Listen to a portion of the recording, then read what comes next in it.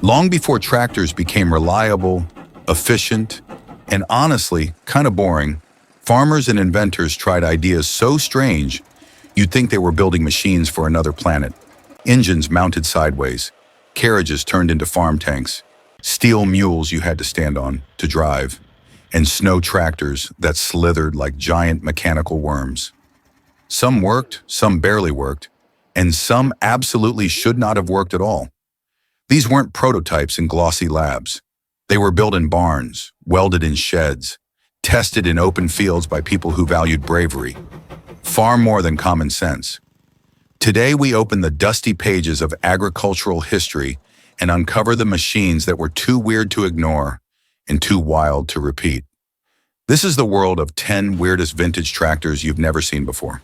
Ranked 10th, Saunderson Model G, 1914, the standing tractor. In 1914, long before tractors became modern giants, one British machine challenged every idea of how farming was supposed to look. It was called the Saunderson Model G, and you didn't sit on it, you stood on it. Picture a farmer balancing on a tiny steel platform, clinging to levers and a steering wheel fixed to a narrow column, while an exposed engine roared inches from his boots. No seat, barely any railing. Just raw vibration, iron, and courage. Built by Saunderson and Mills, one of the earliest tractor manufacturers in Britain, the Model G wasn't made for comfort. It was made to survive an era when horses still ruled the fields, and machines had something to prove. Under the hood, or rather, where the hood should have been, sat a compact two-cylinder engine driving steel wheels with cleats designed to bite into muddy British soil. It was light, maneuverable, and strangely elegant in its simplicity, but it shook like thunder and demanded constant attention. Operating one was a dance between balance and control. A moment's lapse, and the machine could jolt, jerk, or fling its driver into the earth it was meant to plow. But for those who mastered it, the Model G offered something priceless: freedom from horses and a glimpse into the mechanical future. Few were made. Even fewer survived. Today, the Saunderson Model G stands as a relic of fearless engineering, a machine from a time when inventors didn't worry about comfort or safety regulations or common sense. They worried only about one thing: making the farm of tomorrow, today, no matter how strange it looked. Ranked 9th, Austin Model R, 1919, the car that became a tractor. Sometimes the past gives us machines that look less like inventions and more like accidents that somehow worked.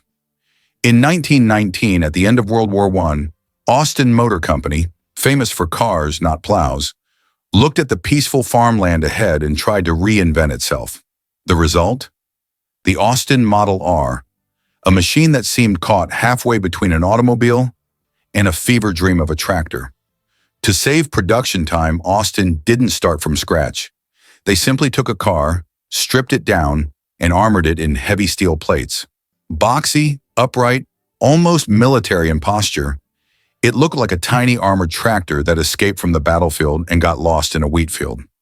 Underneath sat a 3.6-liter four-cylinder engine, similar to their touring cars of the era.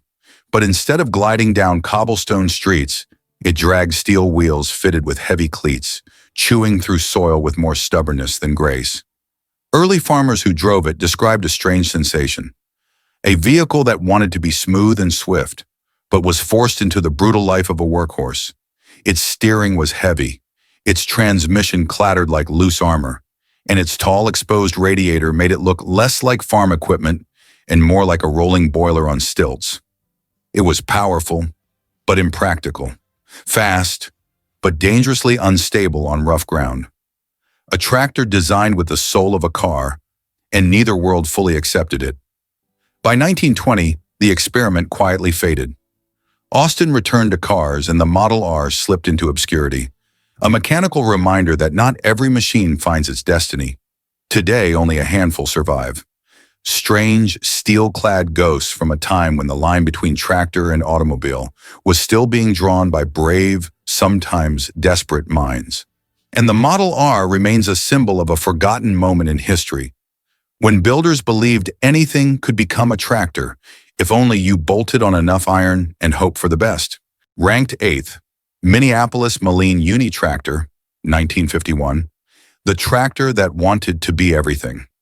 Some machines are born with a purpose. Others are built because someone believed one machine should do every job, no matter how strange it looked doing it.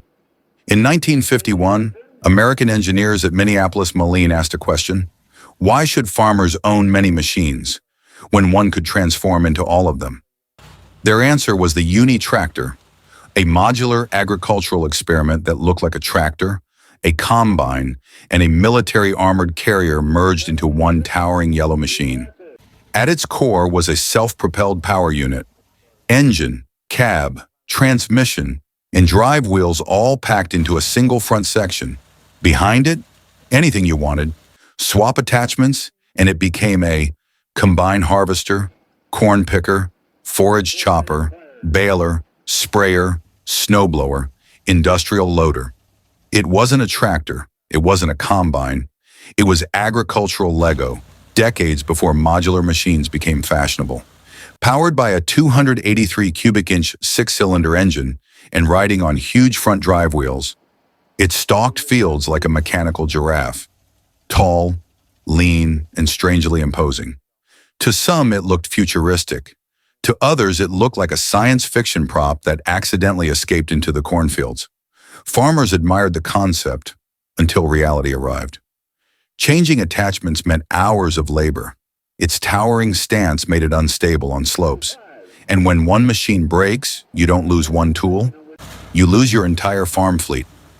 The Uni Tractor wasn't a failure, just a machine ahead of its time, built in a world not ready for it. By the late 1960s, the idea faded, leaving only a few survivors. Yellow relics of an era when engineering imagination truly had no boundaries. Today they sit silent in barns and museums, reminders that innovation doesn't always look elegant, but it always leaves a story worth telling. Ranked 7th, International Auto Buggy, 1907, when tractors still dressed like carriages. Before tractors looked like tractors, they looked like horseless buggies fighting their identity. In 1907, International Harvester, a company not yet sure if farming's future had wheels or hooves, gave the world something bizarre. The International Auto Buggy, part tractor, part automobile, part Victorian carriage that refused to evolve. It stood tall on thin 40-inch wheels, towering above the mud like a prairie spider, ready to conquer rutted farm trails where early cars simply died in the dirt. Under its wooden carriage body, a two-cylinder, air-cooled engine hummed with 20 horsepower. Modest numbers by modern standards, but in 1907, this was raw mechanical rebellion. 2 forward gears, 1 reverse, chain drive, steel and timber bones.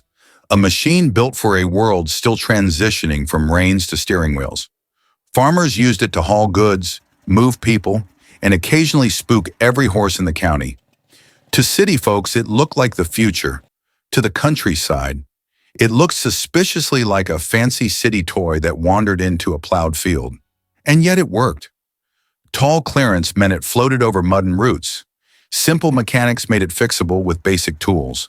It even served early rural mail routes, delivering letters across terrain that would swallow normal cars whole. But like many pioneers, it was a prototype born too early. Soon tractors got heavier, lower, stronger. Cars became sleek, fast, practical. And the auto buggy, stuck between both worlds, quietly rolled into history, a bridge between horses and horsepower.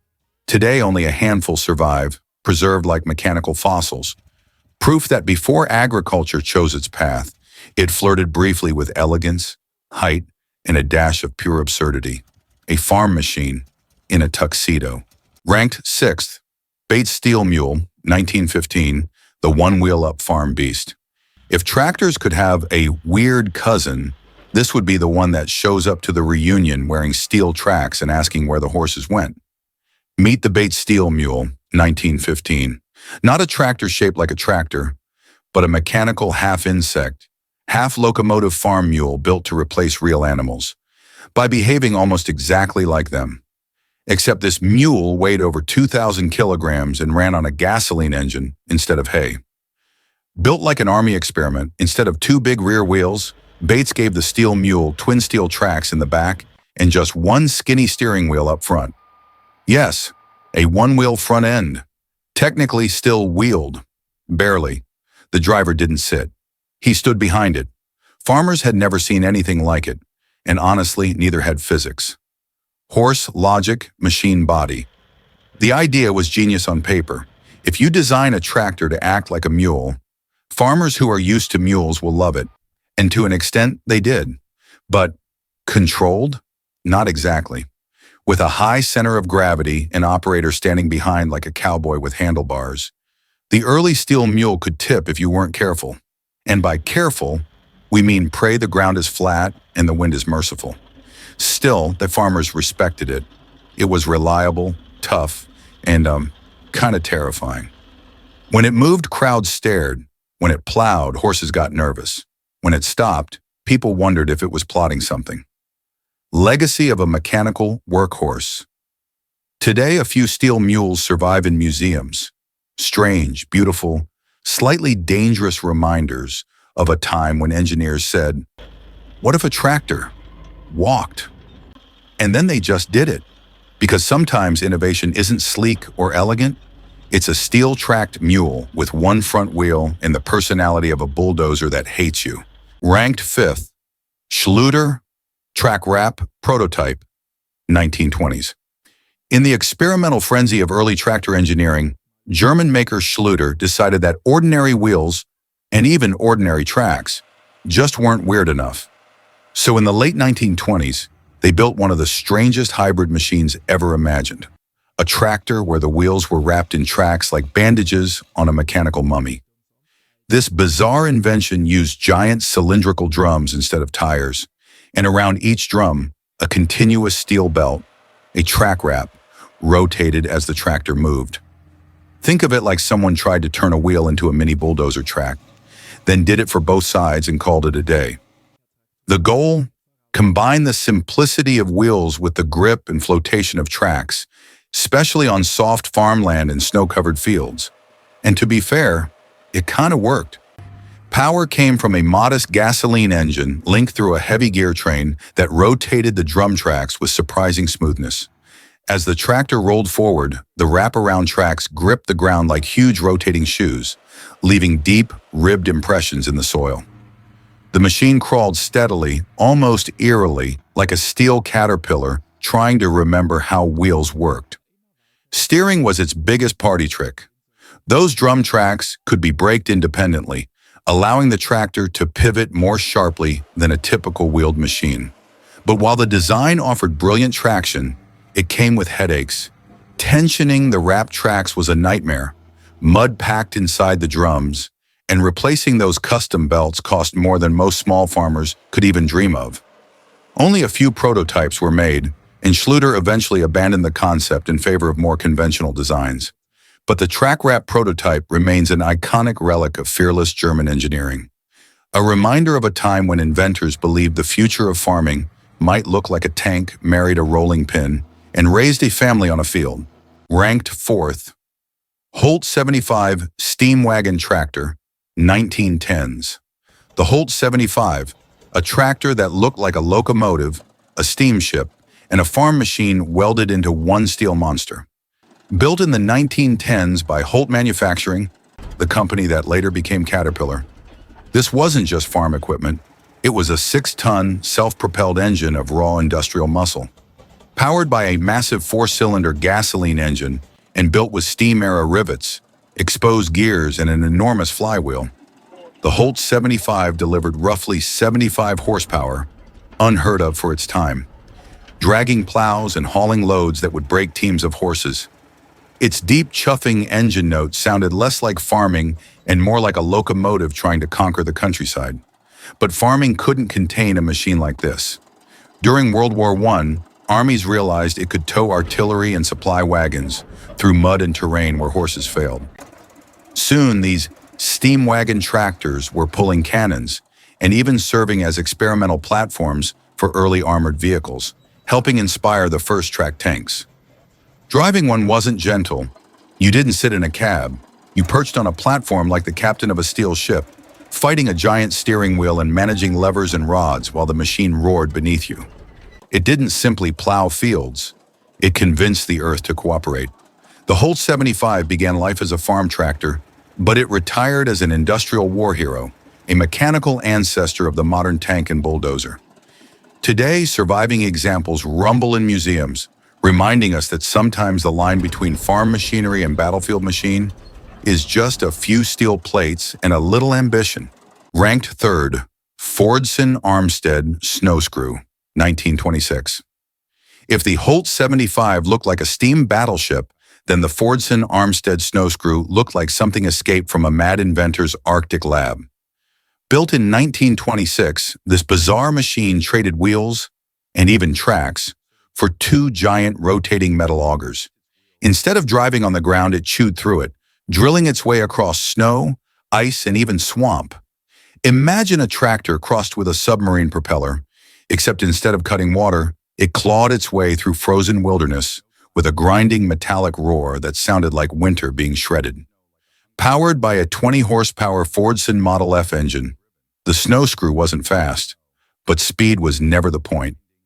It floated over deep snow where horses sank, glided across frozen rivers without cracking ice, and slithered through mud bogs that would swallow normal vehicles whole. The twin augers spun in opposite directions, providing both propulsion and steering. Turn the screws one way, it went forward, tilt the steering frame, and the whole machine corkscrewed around obstacles like some steel Arctic serpent.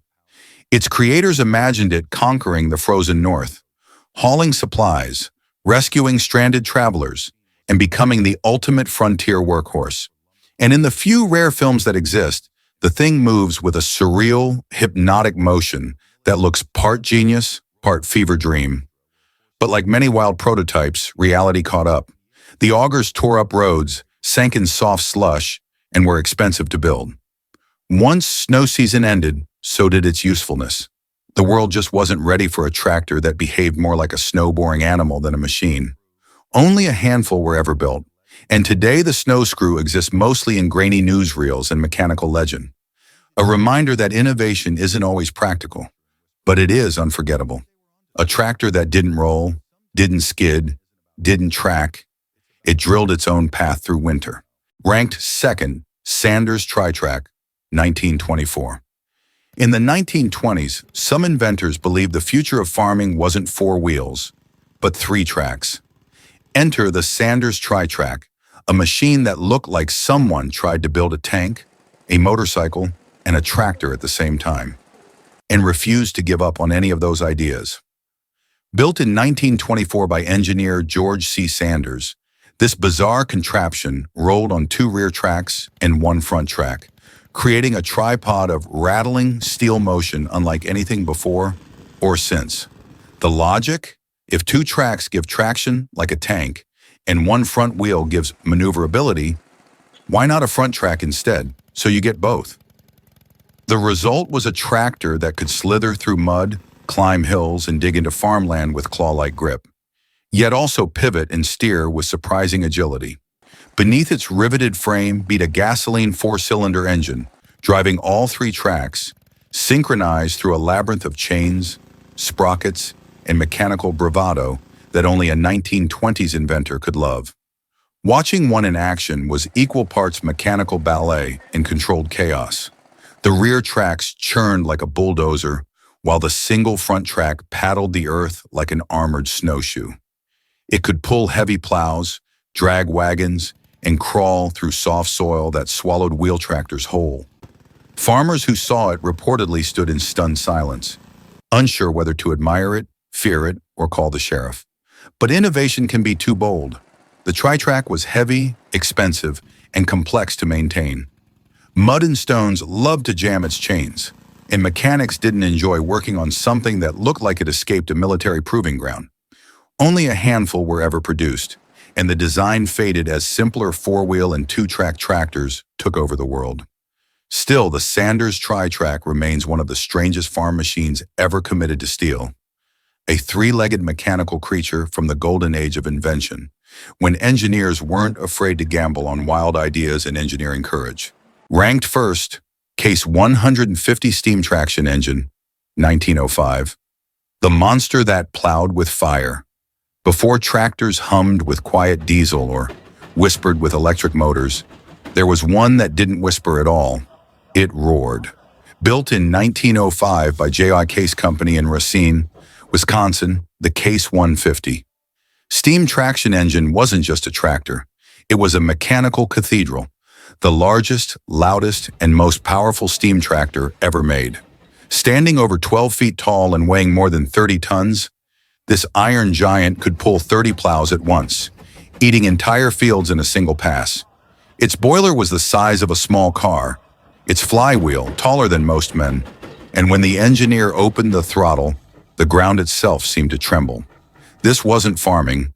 It was industrial warfare against the soil. Powered by a coal-fired boiler feeding a massive twin-cylinder engine, the Case 150 delivered nearly 150 horsepower in an era when most tractors made 10. Each puff from its chimney was a cannon blast of steam and soot. Its steel-cleated wheels crushed ruts deep enough to swallow boots. And when it rolled through a field, every bird for a mile took flight. Only 9 of these monsters were ever built. Why? Because even in the age of steam, it was too powerful for its own time.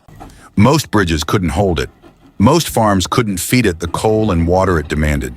And when it turned, its wheels carved craters the size of bathtubs. But for those who saw it work, it was unforgettable. Old farmers described it like watching a living furnace crawl across the land, a moving symbol of human ambition, raw and unstoppable. For decades, the Case 150 became legend, a myth whispered among collectors and steam enthusiasts. Until 2018, when engineer Corey Anderson from North Dakota did the unthinkable, he rebuilt one from original blueprints, piece by piece. After 113 years, the Case 150 breathed again, steam hissing, gears clanging, the whistle screaming across the prairie. When it finally pulled 50 tons of plows across the field, history came full circle. The crowd didn't cheer. They just stared, because they were watching 1905 power reborn in a world that had forgotten what unfiltered mechanical might look like. The Case 150 wasn't practical. It wasn't efficient. It was proof of concept, that humans would always push machines to their limits, just to see if the earth could take it. And maybe that's why it deserves the top spot, because before tractors became smart, quiet, and polite, there was one that was loud, impossible, and magnificent. The Case 150 steam traction engine. The day fire itself learned how to farm. And there you have it, a journey through the strangest, boldest, most wonderfully insane farm machines ever built. Before tractors became safe, quiet, and predictable, inventors dared to push boundaries, and sometimes reality itself. They rolled on screws, balanced on 3 tracks, wore armor like war machines, and roared across fields like metal beasts born from imagination, not instruction manuals. Some failed spectacularly, some worked shockingly well, and all of them proved one thing. Innovation isn't always logical, but it's unforgettable. Now the question is, which one blew your mind the most? Tell me in the comments, and if you love diving into forgotten inventions, mechanical oddities, and the wild side of history's machines, hit like, subscribe, and buckle up for the next ride. Because trust me, the world of vintage engineering only gets weirder from here.